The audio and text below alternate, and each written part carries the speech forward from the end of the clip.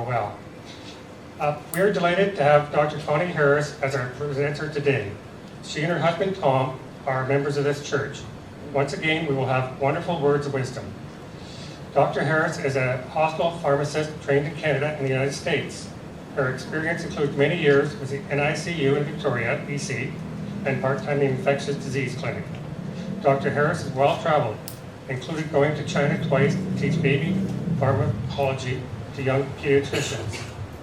After spending 20 years visiting Mexico, she is happy to share insights about common health problems that we encounter while here in Mexico. Familiar with medicines at home and what's available here, she will help us navigate through a visit to the pharmacia and hopefully avoid it altogether. Your presence here, Dr. Connie, is a privilege for all of us.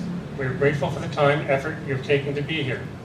This event is made even more meaningful by your participation.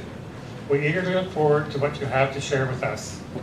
On behalf of the Costa Community Church, I extend a warm and grateful welcome to you. Thank you for joining us. I'm sure everyone will enjoy your presentation. Let us give a round of applause to our esteemed guest.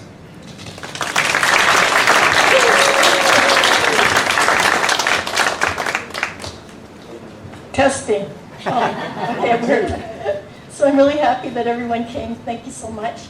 And yeah, it's fun to talk about drugs. I like to read about I like to read about medicines and my spare time.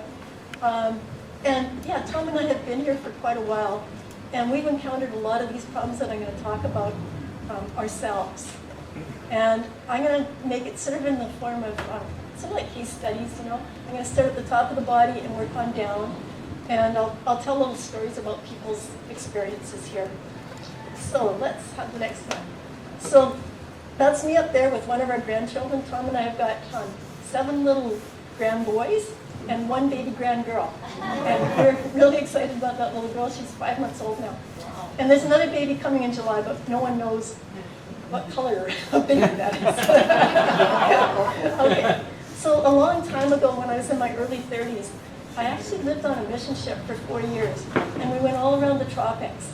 So I kind of got the feel for, I was a young mom, I had little babies with me, I was really busy, but at the same time I was the ship's pharmacist when I bought drugs in about 50 different countries. I used to go out with maybe $1,000 of US money, probably a baby strapped on the front, and I had a doctor or a nurse from the ship with me, and we'd go and we'd visit wholesalers in lots of amazing places.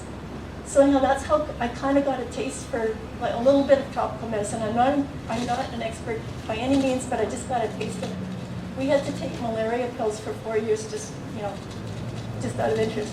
That's the ship's crew. That's me with one of the little guys, and I'm probably looking around to see what happened to that 4-year-old at the same time.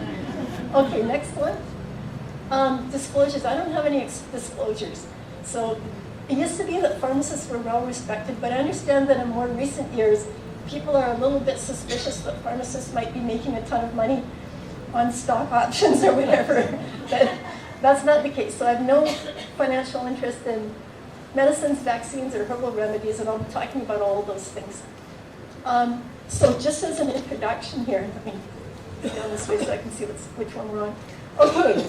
Almost everything that you need here is available. It'll be by a different name, quite possibly. But from your medicine at home, you just have to look for a generic name, and then you'll be able to find that here. Most of the drugs, it might be a little bit different. So the next slide. So there's this special website here. If you go into a pharmacy and you need a refill, the pharmacy staff can look up your drug on this that website, and all sorts of different things are available. Okay, next slide.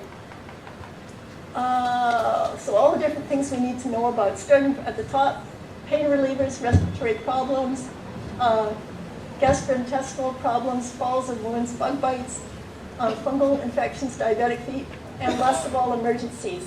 And I've got some local expertise here to help me out with the emergency part. Okay, next one, pain relievers. Okay, so I was mentioning that the drugs have really similar names in most cases. The one that kind of stands out, a very common one that you have to know about, is that acetaminophen or Tylenol in the northern countries, it's called paracetamol here. So if you want some Tylenol, this is what it's going to look like, paracetamol.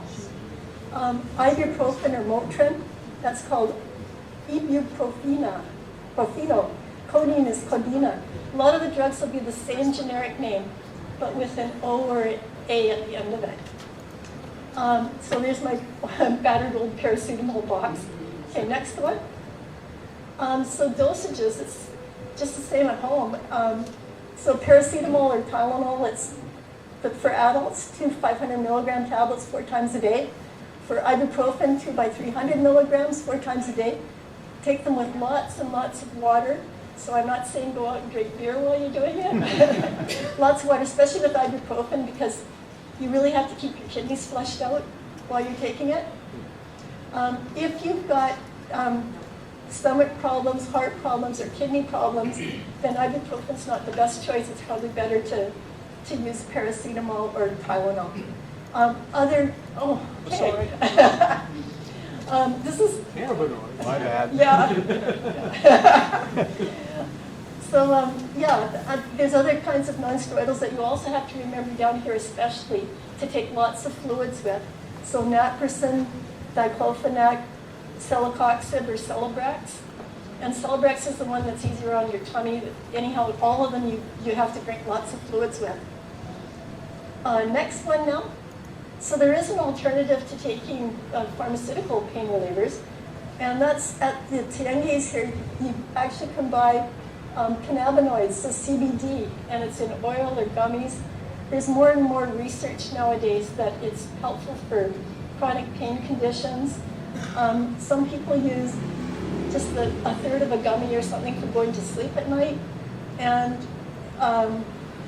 the good thing about it for sleeping is that it doesn't affect the quality of your sleep, whereas some of the older sleep remedies that we used back home, they do change your brain function to some extent. So melatonin is also another good alternative for sleeping that doesn't affect your brain function. Okay, next slide. Okay, so we kind of did heads and pains and things like that. Now for next, chest infections. I better not pound my chest. So the most important thing to remember about preventing viral infections is to wash your hands a lot with soap and water. So anytime you're out and about in the community, when you come back home again, it's always a good idea just to wash with soap and water. And we all know about before and after the bathroom, all that kind of thing. If you're in a high density situation like airports, depending on what buses, maybe, just depending on your own susceptibility, you might want to carry on wearing a mask, because respiratory illnesses are a really big problem. In the rest of North America, where there's pretty good statistics, this year's influenza season is the worst for 15 years. So it really is, it's a pretty bad situation. Okay, so practice coughing into your sleep. Now there's some ladies here that I recognize from water aerobics. We've done an exercise in water aerobics that's like this. So I want everyone to practice this variation. And you really pull it right in, so that when you sneeze or cough or whatever, it's going right in and you're getting trapped. What happens if you go like this? It's all over your hands. Exactly. And then what are you going to do next? Touch money. You're going to touch things, right? Yeah. So remember this one. Okay. We don't have that many little kids down here, but when we get back home again, we have little kids. We just have to remember we love them. And when they're sick, we kind of keep a little bit of distance. And before and after, we just have to wash and be careful. Okay, next one. So if you think you've got a cold, just stay home. That's all there is to it. Oh, sorry. Yeah. Don't come to church. Don't go out to restaurants. Just try to keep in your own space until you get over it. Yeah, coming down in the airport, traveling seems to be a high-risk situation. So don't bring little hitchhikers with you when you're going north and back again. Okay, next one. I've got a bit of a cold kit, and I'll just tell you what I've got in it. I usually have lozenges. They have to have benzocaine in them because the benzocaine is the part that kind of helps your throat out a whole lot.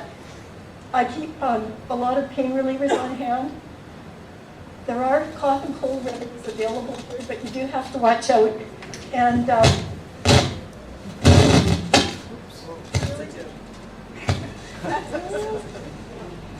careful if you're taking anything that has pseudoephedrine in it.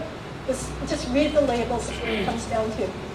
Pseudoephedrine will be almost the same thing in Spanish, but you have to watch out because it can affect glaucoma. It can affect prostate cancer. Yeah.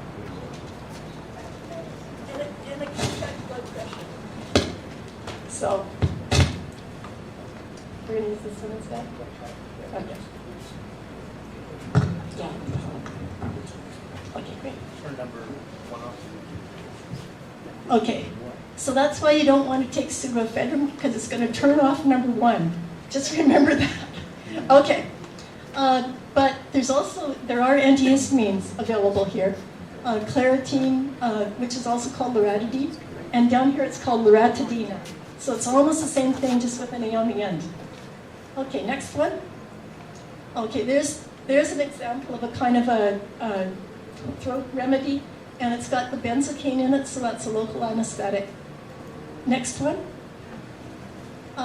There's also a cough syrup here called Redin or Riden. I think it's probably called Redin in Spanish. And I checked the ingredients on it. It's okay to take.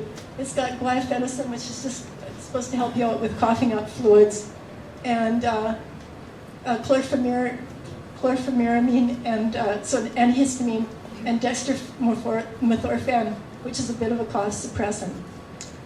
The old-fashioned remedies are still the best in some ways. Chicken soup, ginger tea, you can get ginger tea here. Honey, lime, of course, everyone has lots of lime. If you have a problem with asthma, you can get an inhaler here. So in Canada, it's called salbutamol. In the US, it's called albuterol, same thing, but you can get the puffers, the blue puffers. And if you get really, really sick, you want to get into the doctor, and you might have to have some oral steroid. So an example would be like dexamethasone. Next one. If you get a cold, go to the doctor's office. You're really, really sick, go to the doctor's office. But for heaven's sake, please wear a mask, because the doctors can get sick too. And poor Dr. Rosa was sick about 2 weeks ago with something that, it's so easy. Evidently, the doctors in town now, in the high tourist season, they're seeing about 70 people a day. That's an awful lot of people, so you do have to be careful.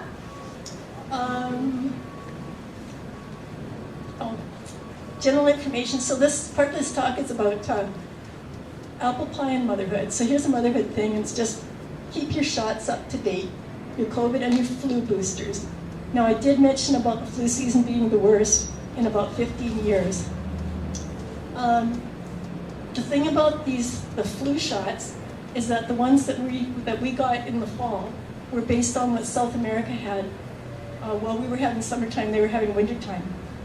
So they try to make the best guess on which variations of the flu virus. They try to get the best match possible. It's not always the best match, but anyhow, you just do the best you can do. Next one. Okay, gastrointestinal complaints. To go or not to go? That is the question. And the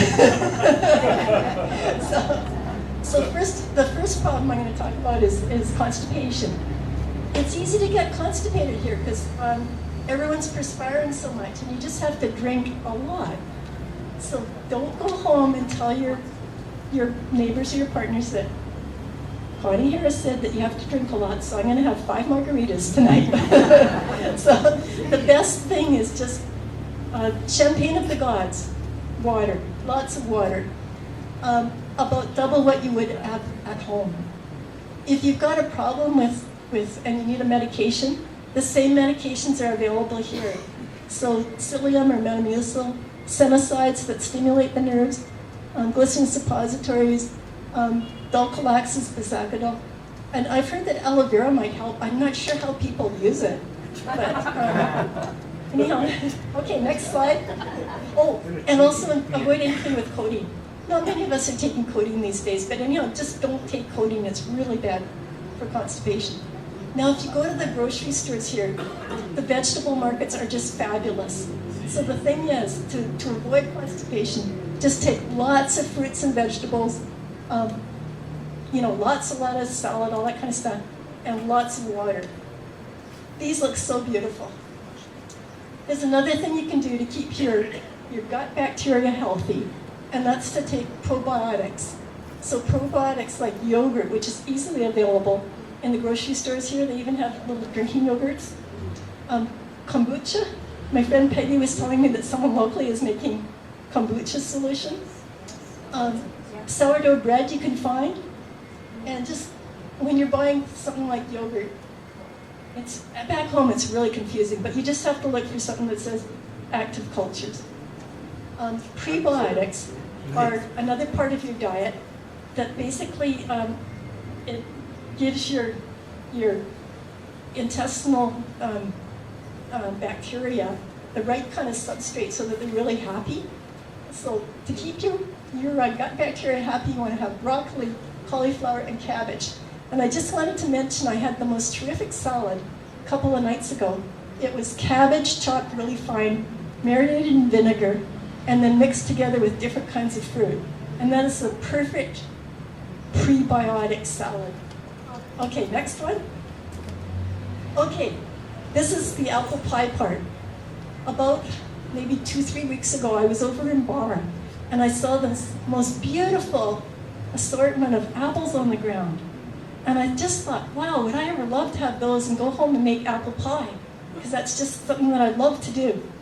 Well, luckily someone told me that is poisonous. And that particular, I'll show you some more pictures of the tree. But those kind of apples are not for eating at all. In fact, even the tree is a beautiful tree. And people could think if there happened to be a rainstorm, you might want to go under the tree and get covered. But even the water drops coming through those leaves, if it lands on you, it's poisonous. And it's called the manzanilla tree. I just thought that was really interesting. Okay, next one. I don't know if you're any good at remembering tree barks, but that's the kind of tree bark. In other parts of, like on the other side of Mexico, it's a lot more common in Yucatan. And over there, they might call it the manzanilla tree. So it's just something to be aware of. Don't eat the fruit unless you're really sure what you're eating. Okay, next one. Okay, let's not get diarrhea. So just remember, everything that goes into your mouth, you want to make sure that it's been cleaned. And there's various ways of cleaning the fruit and the vegetables. And sometimes if I'm feeling really nervous, I even dip my meat into this kind of stuff before it goes in the fridge. So a lot of people use iodine drops, mycodina. And what I use at home is just a couple of tablespoons of bleach in about 3 inches of sink water. And I just let it sit there for about 5 minutes. And it just breaks down to salts. It's not toxic. And it's a very, very light solution. You don't even have to smell the bleachy smell, just very light. Okay, next one. Here's another alternative. Has anyone seen this one? Yes. In the stores? Yeah. So when you read the label on this one, it's pretty interesting. It turns out that it's actually colloidal silver, plata on the label. It's silver. I spent like a half an hour trying to figure out what the effective dosage of silver should be as a sterilizing agent. And I just couldn't figure it out.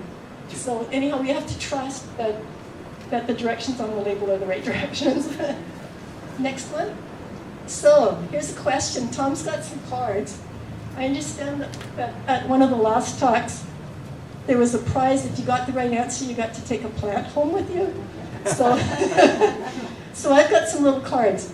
Who can tell me, and we'll just put your hands up if you want to tell me the answer. What do we do with the food after we've washed it in disinfecting solution? What do we do next? Dry it.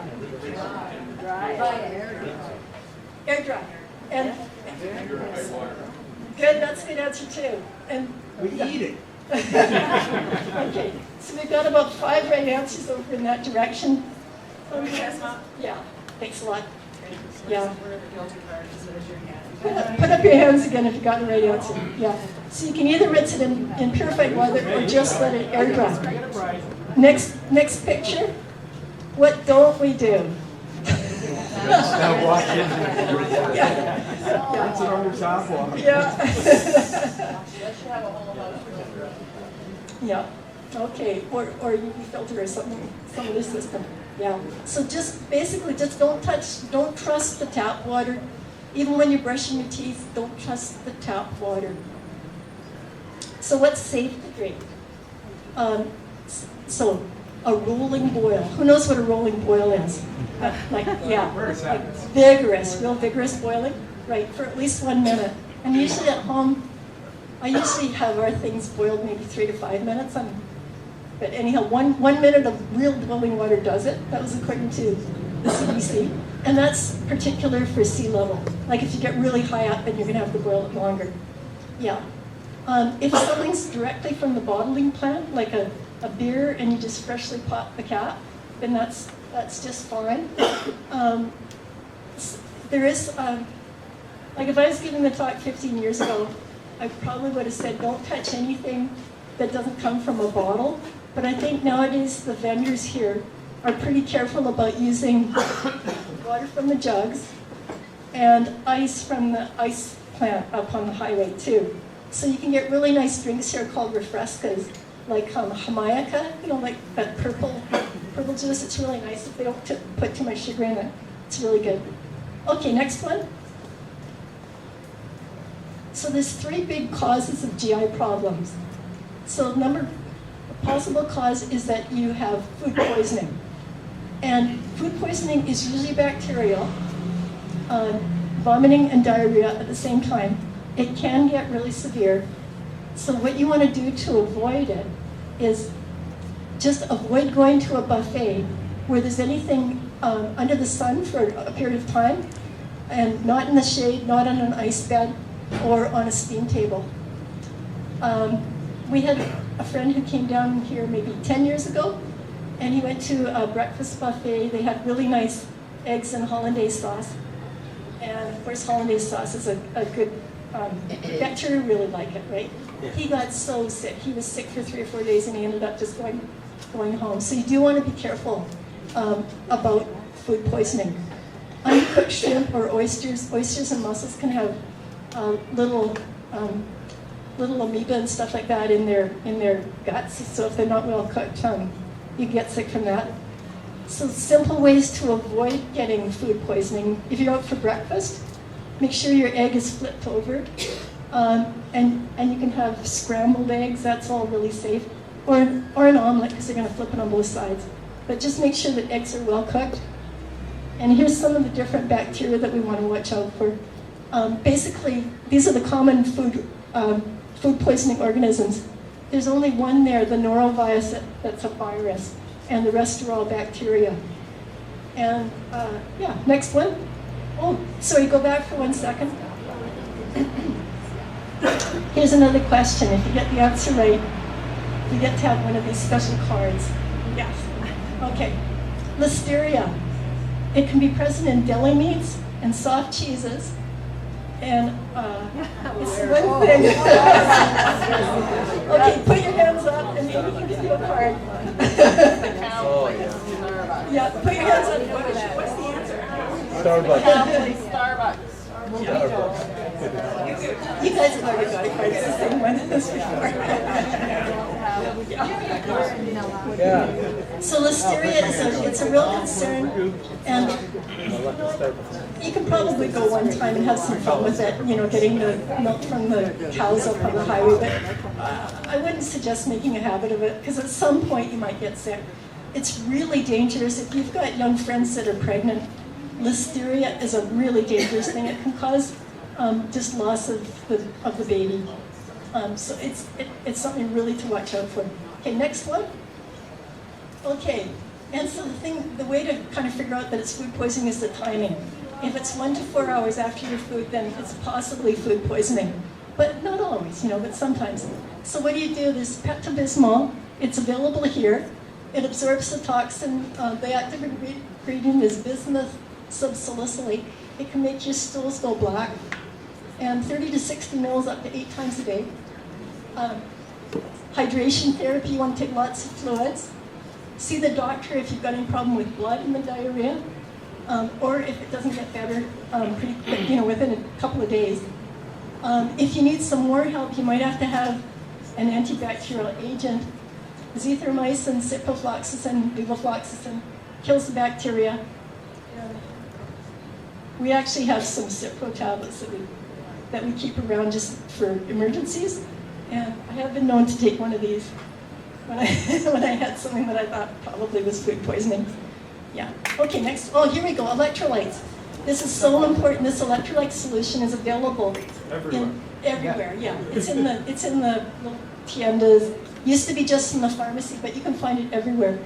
And I think those are about a liter bottle, so you just want to take sips of it, as much as you can, just as much as you can, to stay hydrated. And when you've got this kind of problem, you want to stay hydrated, and you have to keep on peeing. If you stop peeing, that's a big problem. Okay, next one. So the second, after bacteria, then viruses.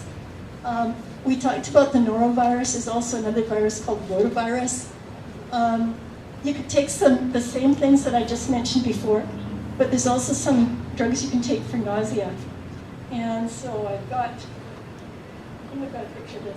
This is what Gravol looks like in Mexico, and it's dimenhydrinato, so diamond hydronate, same name, only with a Spanish accent. Kind of a hopeless one. But I like this even better. This is meclizine, and meclizine is non-drowsy. This one available here is mixed with pyridoxine. The labeling on it is backwards, but it says 25 and 50. Generally in Canada or the US, the first drug would be reflected by the first 2 milligrams and the second one, but not here, it's backwards. So anyhow, you do have to read the information on the package. And 2 of those is really great, probably for 24 hours, and it won't make you drowsy. Okay, Imodium loperamide is available here. The thing is, with a virus, there's kind of a little bit of controversy. There's certain situations, like social situations, where you have to stop things from running, in which case it'd be a good idea to take it. But if you're not in a situation like that, then it's probably better just to let things run through. Okay, next one. Oh, bleach for cleaning. Yes, if you have someone in the house who has a viral infection, you can make a dilute solution, basically 1 in 10 of Clorox, and Clorox is easily available here. They call bleach blanqueador, but you just mix it 1 part with 10 parts, and that's a really good sterilizing solution.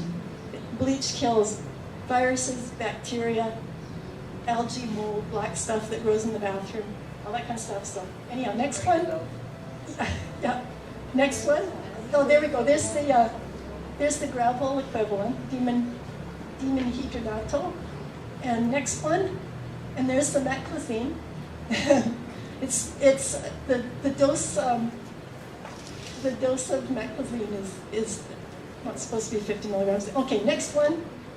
Okay, so this is basically the motherhood part. If you've got vomiting and diarrhea, you want to take lots and lots of fluid, electrolytes with sugar. And if it's more than 2 days, or if there's any blood, you want to go to the doctor. Mexican remedies here. They have mint tea, herba buena tea, and ginger tea, and chamomile tea. So that's manzanilla. It's usually recommended to hold off on milk products for a couple of days, because the top of the villi in your intestines gets kind of rubbed away when you have diarrhea, and it's on the very, very top that you've got the enzyme that breaks down lactose. So you just give it a couple of days for the tips of the villi to regenerate. And then afterwards, you want to repopulate your gut with good bacteria again.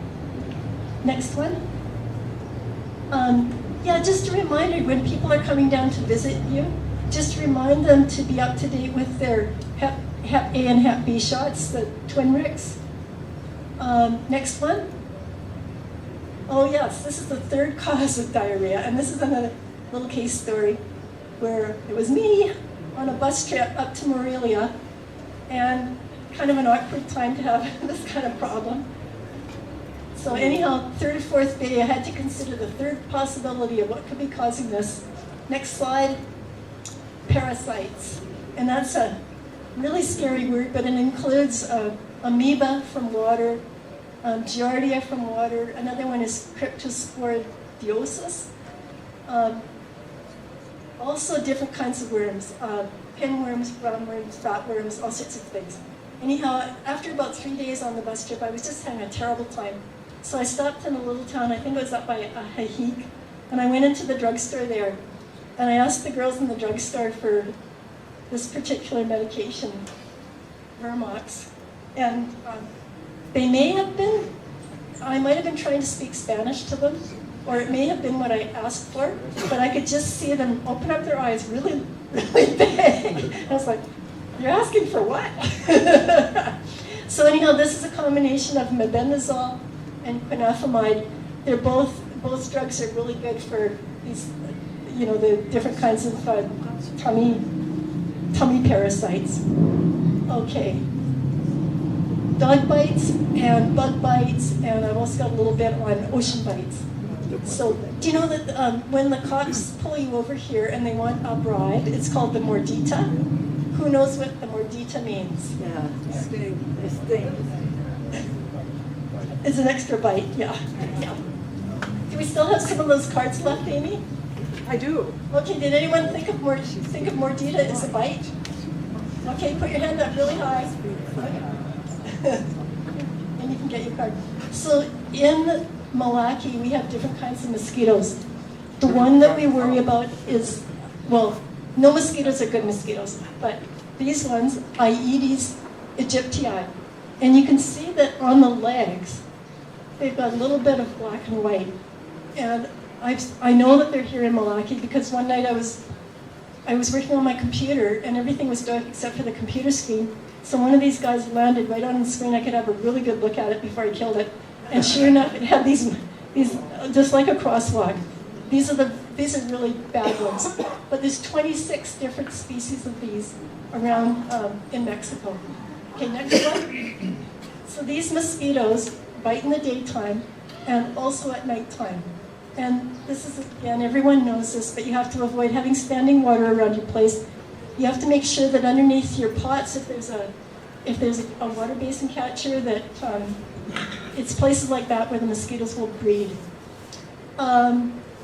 So Malachy used to have a really good spraying program against the mosquitoes. Does anyone know if there's been any spraying this year? No. None. They've started in Vada the last couple of nights. In Vada. Here. They started spraying in Barra? In front of our place, yeah. Oh, good. Because there's actually a real problem here now with, mosquito-borne illnesses. Yeah, so we want to avoid mosquito bites. What do I write up here? So we have to have screens on our windows. It's just really, really important. And the neat thing about the word for window screens in Spanish is mosqueteras. Mosqueterias. So, yeah, mosqueterias. That's why they rolled their eyes when I was asking for something in Spanish. Okay, next one. So how to avoid bites? Long pants, sleeves, spray with something including DEET, and actually anywhere between 5 and 25% is recommended. And so I've got this off, I think it's about 6%. And I've got some other ones. I've got a really nice strong one that Kathy gave me a few years ago. Watkins, it was 28% DEET. But, so you want to use DEET, but there are some other alternatives. Wear long sleeves, white shirt. Ladies especially, I see everyone out, and you want to be cool and you want to wear something like that, but you know what? If you're at a restaurant underneath the table, the mosquitoes can be having a little picnic. Yeah. So you want to be under a fan. You want to bike ride fast. Oh yeah, can you? Yeah, that's a good one. I-card. Okay, that's a good one. Okay. So now that's me modeling the mosquito repellent outfit. So, okay, so there's other ones. We've got DEET, Picardin is good. I don't know how to pronounce that for sure, but it's in cloves and it's marketed as Bite Blocker 2 Undecanone. And then we've got a couple of other alternatives, oil of lemon eucalyptus, and also the natural product ones, the citronella, neem oil, essential oils, all that kind of stuff. So we were in Yucatan recently, and we were just going to go up in Palenque and look around the ruins. And there's vendors there for maybe 50 pesos. They were marketing this one. It's just all these the citronella, neem oil, thyme, and I think it's got some cloves in it too. Anyhow, whatever you do, just do the best you can. Don't get bitten. So there's a couple of problems with the bites. The most obvious one in a way is that it's going to itch. And if you get a whole lot of bites and you're itching a whole lot, you can infect yourself with your normal skin organisms. So that'll be like the staph and the strep that normally live on your skin. You don't want to do that. So ice, baking soda, hydrocortisone, you can buy a hydrocortisone cream here easily, 1 or 2.5%, and with or without lidocaine. So a funny story about that is that the hydrocortisone here, it's called hydrocortisona. Again, I'm probably saying it wrong, but instead of hydrocortisone, it's like hydrocortisone. And we had cousins in Merida, and we were just visiting them. The guy had terrible bites all over his legs. He was scratching like crazy. So I went into a drugstore with his wife, and we bought some hydrocortisone with lidocaine. So that's perfect because the lidocaine's the topical anesthetic, stops the itching really fast, and then the hydrocortisone takes maybe a day to work, and it's really great. And you can get 2.5% here, no prescription, no nothing. Funny thing is, when we opened it up, it also had a nice long white applicator. So I think it was a 2-for-1. Yeah. I've got an old anti-itch cream. It's available in Mexico. It's called Urex. It's the active ingredient is crotamyton or crotamyton, and it's not all that effective, but you can buy it here. And yeah, so the worst thing, it's bad enough that you've got this itch, you can't sleep at night because you're itching. But the even worse thing, of course, is that the mosquitoes can carry really bad diseases. So next one. So from these Aedes mosquitoes, Zika can be carried. Who has heard about Zika? Great, almost everyone. Zika is really bad for normal adults. You just don't want to get it. But it's also extraordinarily bad if you happen to be a pregnant young woman. Because if a mom gets this infection in her first trimester, the baby's development is severely affected, especially the brain. So there's kind of like an epidemic in Brazil and places where Zika is really common of these poor little babies with like maybe a third of a cranial, they just look really just different, and they're going to be handicapped. They're probably going to have seizures, and they just won't have the kind of life that an unaffected child would have. So it's just important for young couples to know about. Another problem is chikungunya, and it's broken bones disease. This isn't so common on this side of the mountains, but over in the Yucatan side it is more common. And it's a terrible thing where you have a fever, rash, and then you get severe arthritic pains for a very, very long time. There's a vaccination available for it, so if you were planning to go over to the Yucatan side, and if you're prone to get mosquito bites, some people don't get bitten at all, but there's a vaccination available. Next one, Zika. Symptoms of Zika: headache, pale skin and rash, fever, muscle aches in the joints, and diarrhea, and interestingly, red eyes. And there's that little Aedes mosquito again with the black and white on the legs. There's also people who get Zika that don't even have signs. It's interesting. So the thing that we're most worried about in this location is dengue. And does anyone here know someone who's had dengue? Yeah, it's been a real problem here. It can also, it can be a problem for pregnant women again. Unborn child causing fetal death, low birth weight, and premature birth. The virus can even be in the mom's milk. Only about 1 in 4 people, in fact, becomes ill, and the symptoms can range from mild to very severe. In severe cases, hospitalization is necessary. It's diagnosed by a blood test.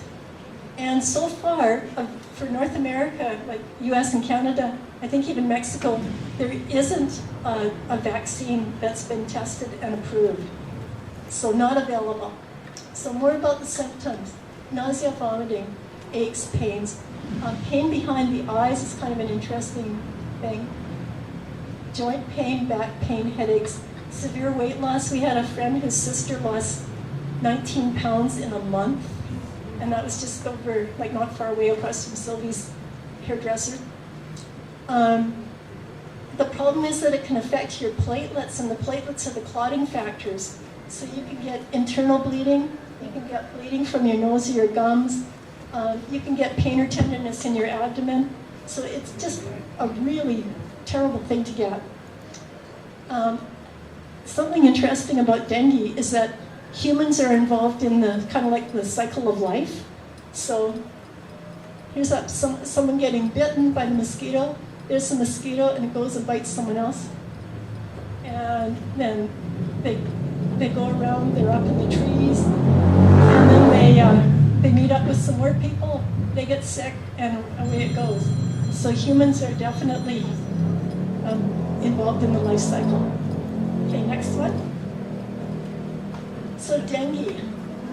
There isn't a bullet, silver bullet that you can take. It's just take Tylenol.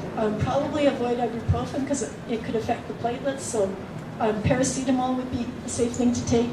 Aloe vera. Star fruit is supposed to be quite helpful. The local people would use that. There was a study over in Merida that found that in the schools in Merida, 5% of the mosquitoes carried dengue. So, I mean, this is just a really common problem. It's not just the Aedes aegypti type of mosquito that carries dengue, but other mosquitoes can too. So another one. Okay. We had a friend named George, and there isn't any Georges that are here at the moment.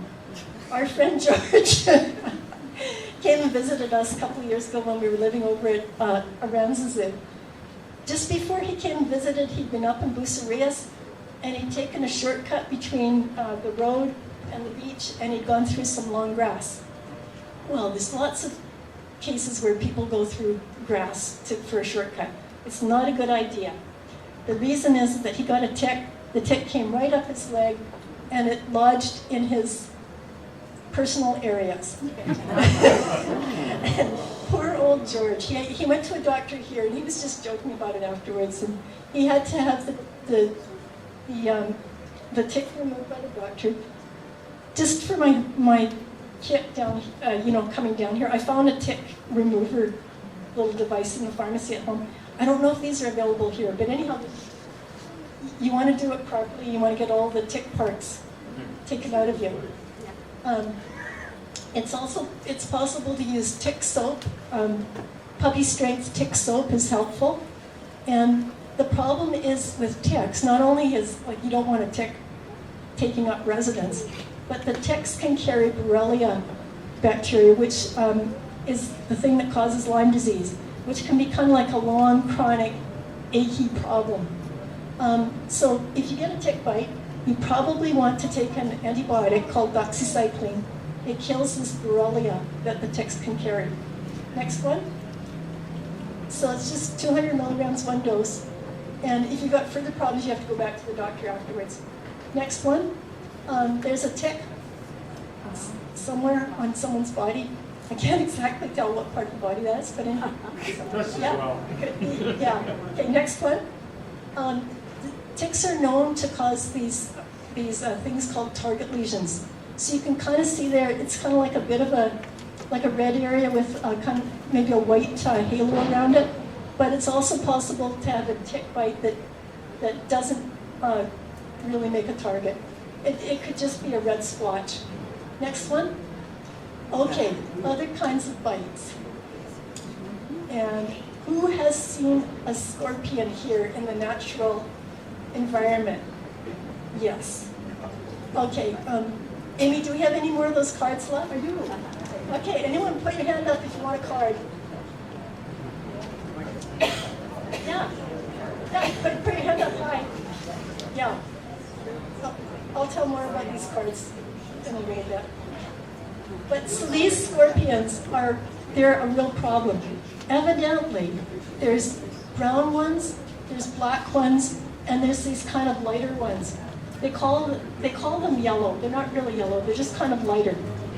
Well, right around here, guess which kind we have? Yes. And guess which one is the most dangerous? The yellow ones, exactly. Yep.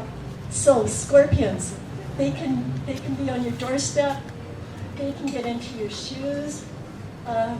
If you leave clothes and stuff lying around on the floor, they can get into clothes and towels and all that kind of stuff. So a tip to stay healthy here is that if you've got your shoes on the floor, you want to tip it out, just make sure that there's nothing like a scorpion inside. Second thing is, don't leave your clothes lying on the floor. So kids at the back, this is what your mom's always told you, right? Now you know a very good reason why you don't want to leave your clothes on the floor.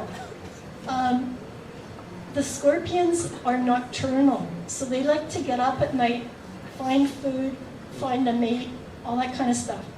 It is possible, if they can do it, it's possible that they could climb up your bedclothes. And our friend Ron here has had an experience of having a scorpion bite, which was a very, very life-threatening situation.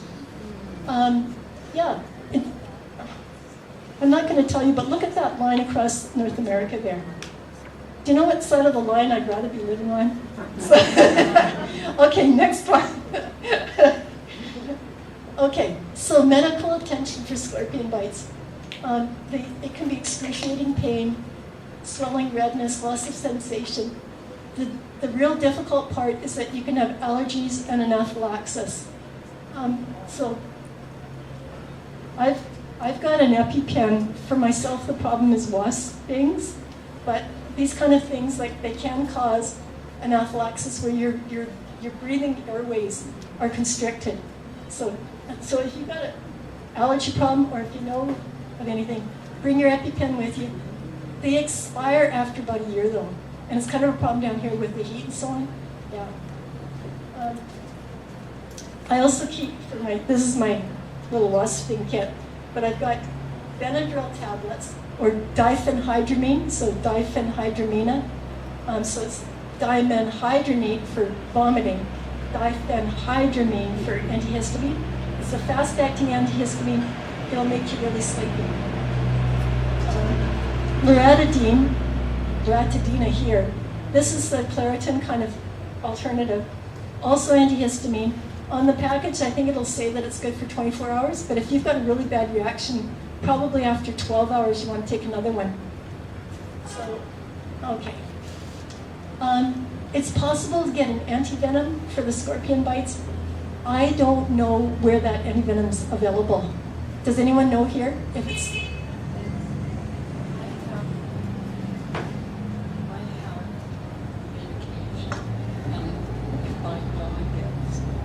Can't hear you. If my dog gets a bite, I have an injection, and you get to do that. I didn't know that, but evidently, well, of course, dogs can get scorpion bites, right? Because they're poking around, and yeah.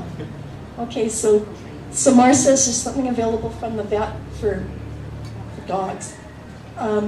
Yeah, so pain reliever, antihistamine, wash the site with soap and water, and apply a cold rag. Maybe ice might be comfortable as well. Okay, next one. Okay, we've got another story. And here's our happy couple out riding their bikes. What can we improve about this picture? Yes. Okay. So this is kind of show and tell. I brought my helmet. I've got my green vest. And Tom and I have we bought bicycles maybe 10 years ago or so, so we've had a few years to get our bikes ready. What we added to them was flashing lights. So we've got flashing lights, we've got lights at the back, lights at the front, and we're quite a sight to behold, and we're hoping that no one runs us down, because everyone can see us. And the kids laugh at us, the teenagers just laugh when we go by. Okay, next one. If you're out on your bike, it is possible that a dog might bite you, and that happened to our friend Carlina. And for her, it was a really bad wound on the calf muscles, and it took a long time, maybe 6 months, to heal up. So what can you do if you initially get a dog bite or a cat bite? So you clean the wound well with lots of saline solution. You can get IV bags, or you can make your own salt solution with clean water. You want to use warm, clean water and soap. It's really, really important down here with any kind of bite at all that you're really careful about picking out all the little bits that might get stuck in it. So it could be bits of gravel, or when we get onto the sea creatures, it might be little bits of spines and stuff. So it's very handy to have in your kit a magnifying glass and some tweezers. At this point, Tom, I don't think we have either of those, right? No. Anyhow, it's just a really important thing. So you want to squeeze the wound slightly, just get it to bleed a little bit, and that helps the bacteria from the dog or the cat's mouth to come out. Then you want to use your antibiotic cream or your ointment on a bandage, wrap it up, and go to a doctor. You'll need antibiotics for sure, but you may need some other help, maybe stitches and so on. So next slide.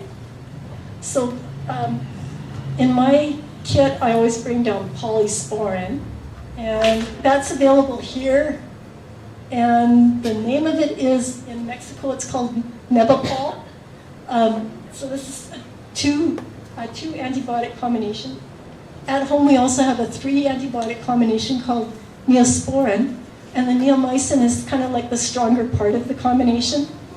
If you slipped and you fell, and you were near something that maybe a gutter or a sewer or anything like that, where you think there might be stronger bacteria, then you would want to get some of that neomycin as well. You can get an ointment here called Vita Salina that's the neomycin only. So it's possible to make the combination by using those two together, the Nebapol plus Vita Salina. They also have other combination antibiotic creams here too. This one called Gelmycin. It wouldn't really be useful for this kind of indication, but if you had really infected athlete's foot or something, it might be helpful because it also has an antifungal in it. Okay, next one. Okay, I mentioned about going to the doctor. You might have to get stitches, and if you haven't had a tetanus shot for over 10 years, probably, that's a possibility to get your tetanus shot updated. And in some cases, you may be recommended to have a rabies shot as well. Next one. Okay, let's go to the playa. Jellyfish and so on. There's lots of beautiful animals down at the beach. And when you go snorkeling, whatever, you're going to see lots and lots of beautiful things. But it's also possible that some of these things will bite you. So this is maybe 8 years ago. I was swimming at La Manzanilla, down at the end closest to Malaki. And there were all these, anyhow, I saw these little blue jellyfish in the water. And I think they're called blue buttons. And they're not exactly jellyfish, they're just very closely related. Anyhow, I was out there swimming in my two-piece bathing suit, doing my beautiful strokes. And the jellyfish tentacles from the surf got stuck in the top of my bathing suit. So then I was pulling it out like that and running up on shore and, screaming like a banshee. And the Mexicans are looking at, here's this crazy lady, what's wrong? Anyhow, they told me pretty quickly that I could treat the jellyfish stings with vinegar. Now there's sort of some urban myths that pee is a good thing on the bites. But you know what? If someone's already in shock, don't shock them anymore. That wouldn't be fun. It might help what I saw when I was doing a little research on it, hydrocortisone cream, aloe vera, and not fresh water. So not fresh water, but you could use salt water, vinegar, Tylenol if it's painful, that kind of stuff. For sure, don't keep on wearing whatever it was that got the jellyfish thing stuck in it. Okay, next one. Oh, I thought this was really cool. This is from a Roman mosaic. And over on the left there, look at that beautiful impression of a jellyfish. Yeah, next one. So, stingrays. Okay, show and tell again. So, here's my water shoes. And the top is covered as well, right? So on the bottom there's a rubber sole, but the top is covered. I wanted to get the top as high as possible. Because when you go into the water, if there are little stingrays, first of all, you shuffle into the water to try to get them to disperse, and you wear those kind of water boots. If they get surprised, they can flip up their tails and it could come right on the top of your foot. And it's incredibly painful. So this happens on the beach every so often. Down at Chicken Beach, we had a friend that this happened to, and he was like at least a 65-year-old man, and he just said it was the worst pain he'd ever had. So he had his leg up, and the lovely people in the beach restaurant made him the stewed green beach ivy, and it was put on in compresses, very hot, quite hot but not scalding, because you don't want to cause another problem on top of what you already had. Again, it's a case of using your magnifying glass and tweezers, take out any spines, use the antibiotic ointment, and watch for infection, signs of infection. And if you do get signs of infection, pain relievers, and so on, you can't treat yourself, just go to the doctor. So wash and bandage, apply pressure. It is possible to get an allergic reaction to stingrays, and so again, you might have to call 911. And next slide. That's a picture of the beach ivy, and when you go down by Chicken Beach, there is beach ivy. I don't know the real name of it, but that's what they use. They cut it all up and put it in the stew, and it goes on as a compress. Next one. Okay, another problem is sea urchins, and they're also on the Malaki Beach, and it's another good reason that you want to wear water shoes. So sea urchins have spines, which are really uncomfortable, but inside those spines there's stingers. So they've got two ways of defending themselves. Again, you have to get your tweezers out. You could, to get these little stingers out, you could use a little razor, or you could use a credit card, something like that, where you just want to apply pressure and scrape it down. Yeah. Antibiotic creams, Neosporin, whatever, topical hydrocortisone, maybe 3 times a day. It's possible to get secondary infections, so if you've got swelling, warmth, redness, fever, all that kind of stuff, you could have a secondary infection. You might have to have an x-ray to find more little bits and pieces of the spines, because they can break off inside. And again, you might want to have a tetanus shot. Okay, falls and wounds. Keep your bicycle sober. That's dress to be seen. You want to be wearing something bright at nighttime so that when the cars come by, they can actually see you. And you know what? If there's a good sidewalk, use the sidewalk. Please don't go 5 or 6 abreast on the road where the cars are trying to go, because you know what? We're dumb tourists, and we don't want to appear any dumber than possible. Okay, next one. Oh, this is the cutest thing. You have to look it up yourself, though I can't play it. It's a funny little song on YouTube. It's called. Oh, it's going. There's no sound though, sorry. No sound. Okay. Anyhow. Yeah. It's so funny. It's country and western music, and it's just really funny. Yeah. Okay, next, falls and sprains. Okay, look before you leap. Everything is uneven. General first aid measures: ice, elevate, use pain relievers. If the skin's broken, again, you want to check really carefully with your magnifying glasses and clean tweezers, get all the little bits and pieces out. I used to recommend using isopropyl alcohol right on the wound, but it's not such a great idea. Evidently, it damages the skin cells, and so it doesn't heal as quickly. I'd say around the area though, but maybe not right in the where the wound's open. So soap and clean water, warm water, not tap water. And again, you might need an x-ray, but here's a little bit of a caution. The quality of the x-ray films in this area is kind of spotty, and you just have to check. And you'll be offered a look at your, yes? Is hydrogen peroxide better than ISO then?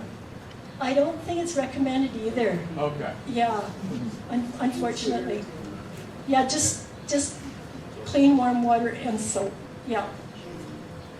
Yeah, so I've seen an x-ray of a friend of ours who was in a motorcycle accident, very, very severe, so many ribs broken down one side of his body. But the x-ray was totally black. And I've seen a lot of x-rays at the hospital, like mainly when I was working in the preemie department, so little preemie x-rays, but still, you're supposed to have shades of gray, you're supposed to be able to have a little bit of white, you're supposed to be able to see where brakes are. This one was just totally black, and they told him he was fine, he went home, and he was over in Costa Camati for about 4 or 5 days with 10 broken ribs and a punctured lung, and nothing showed up because the x-ray was so bad. So, anyhow, just a word of caution. So wound care, we've already talked about that, so let's carry on. Yeah, if the first level antibiotic creams don't work, then you might have to get one called mupirocin that's especially really good for staph infections. If the wound lingers, there's a very good wound care nurse in Manzanillo, and Amy's had experience with that nurse. And Amy's over here, she's a nurse herself, and she had problems with the wound healing. She found that this nurse in Manzanillo was just excellent. And you want to watch out for redness, swelling, infection, and there might be fluid accumulation underneath. Next one. There are some natural products, arnica gel or arnica from flowers. Next one. That's arnica flowers. Okay, so working on down. This is a case we had over as Azteca. One of our neighbors at Azteca was an older man, and he had brand new sandals. So he was walking around town in his new sandals, and of course it was rub, rub, rub, and before you knew it, he had quite a bad wound on his feet.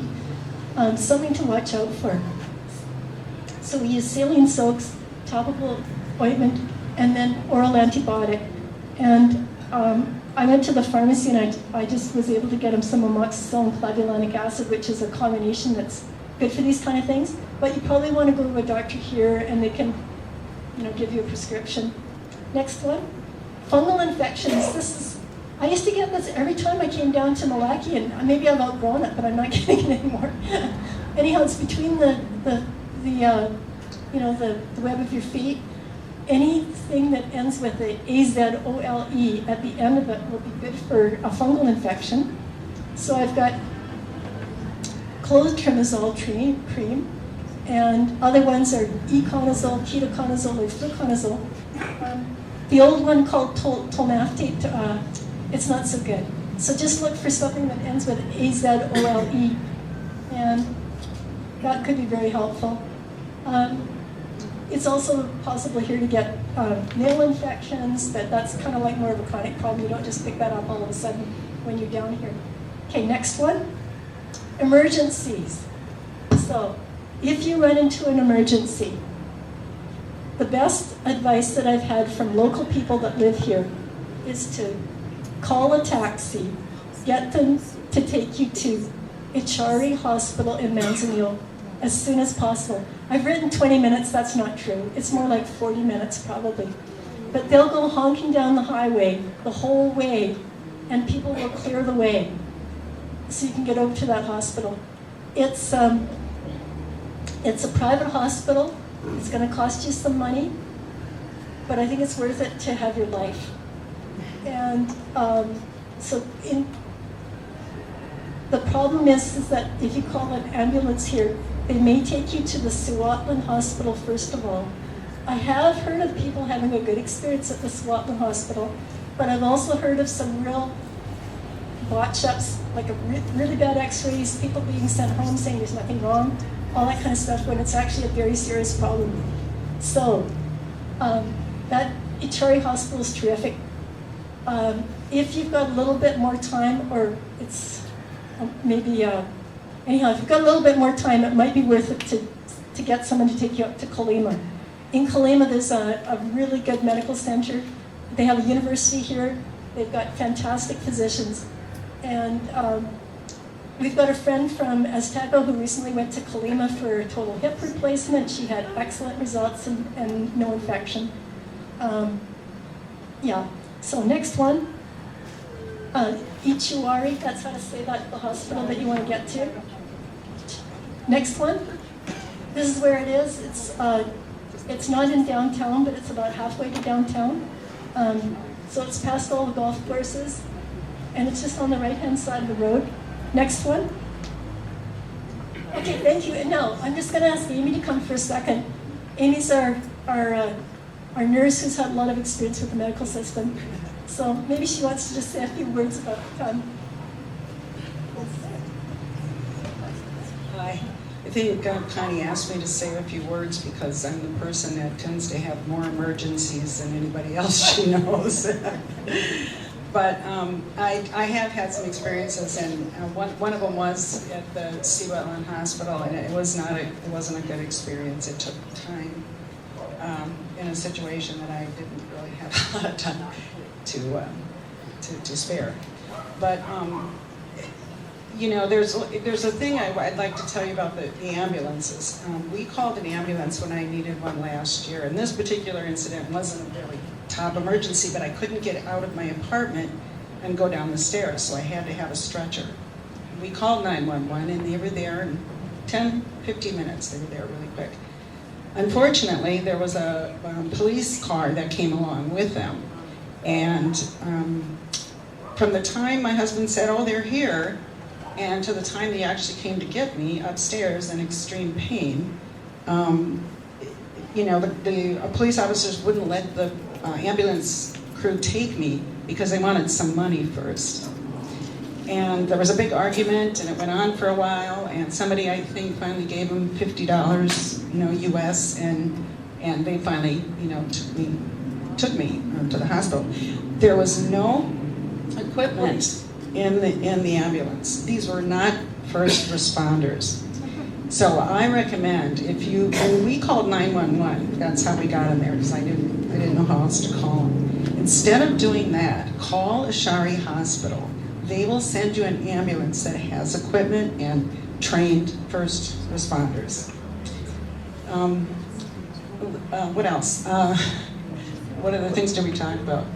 I'm the one who found the wound care nurse because I fell this year and on a curb that's very dirty, as you know. There's all kinds of bacteria and bad stuff on these curbs. Very rough, took out a big chunk of my skin. And it didn't take long to go into cellulitis and infection and all that stuff. And my daughter is a nurse also. I sent her a picture, and she said, I was trying to take care of myself, because she's a nurse. And she said, "Mom, do not try to home remedy that. You need more care." And I'd already been to every doctor in town, and every one of them gave me different ointments, and none of them were really helping me. So that's what I did. That's when I went and I found this Nadia Acero, who was putting silver in it and, you know, doing all the right things and got it turned in the right direction. My other experience was last year. I fell playing on soccer on the beach with little kids. I mean, I wasn't out there, you know, with the big kids, with the big boys. And I must have lost my balance, and I fell, and I broke 4 bones. Only 3 of them were detected while I was down here, and I had 3 different sets of x-rays. So that kind of confirms that it's difficult. And the fracture they missed was that I had completely fractured my sacrum in half from the top to the bottom. So I was in a situation where I didn't get to walk for 4.5 months. I also have a heart condition, and I haven't had any major emergencies with that other than the first year, and I got my defibrillator zapped me. And I got taken care of by an excellent cardiologist, Dr. Martine Toscano, whose office is about 15 minutes away from Ashari. So he was there at my side, did all the right things, and figured out. And I'm a complicated case with this heart stuff. He ruled everything out and came up with the exact, right thing, because he made some medication adjustments, and my heart was stable for 2 years. So, yeah. Is there anything else anybody wants to know? I've had more bad things. You're very lucky to be alive. We're going to take questions and answers quickly here. If anybody has a question, I'll bring the mic to them. This fellow here is the first one. Testing. Yes, it's working. Hi, where we're staying, we're on a well. Can I assume that's potable, or should I only drink bottled water still? I would only drink water. Here. I don't think it's safe. Okay. You can't make any assumptions, it's not chlorinated. My well water at home's not chlorinated. Anybody else have a, okay, well, we're here, we'll grab. I don't. What about using vinegar for rinsing vegetables? It's not a recommended thing. Okay. It's weak acetic acid, 5% acetic acid. And I just don't know. So stick with the bleach part. Yeah, it's cheap. And my son was the one who was, you gotta tell them. Okay, let's say 2 days ago you get stung by a sea urchin, Oh, hypothetically, and they paddle you on the beach. There's blood everywhere. Why? I think that the theory is they paddled to break the barbs. oh, they hit. Yeah, they smacked it repeatedly. Interesting. Bloody paddle, it's fantastic. Do you have any idea why? You know what, I've been. Hello? Yeah, I've been reading like official health websites, and I haven't seen that practice mentioned. It's not on CDC or anything like that. They don't mention anything about, but I know it's a common practice here. So it could be that it's helpful. I just don't know. Did someone have a really, really good look with a magnifying glass and tweezers and stuff? An hour and a half. Yeah. Good. Great. That's the thing to do. Yeah.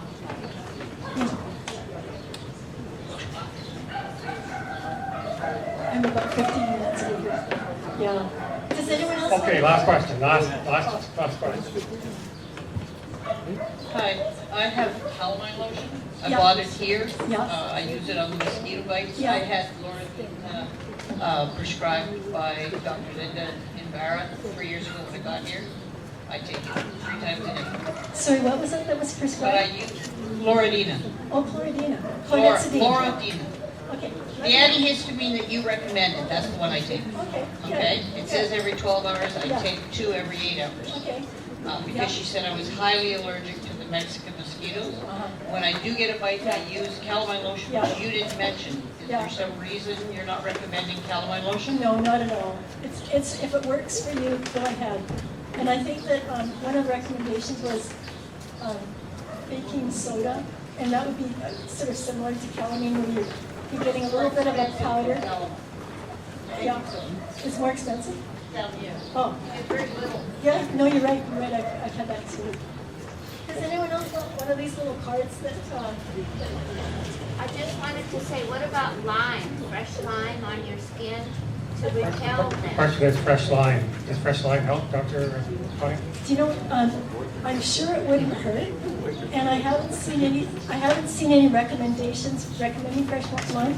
But if it helps, if it takes away the itch or so on, go ahead.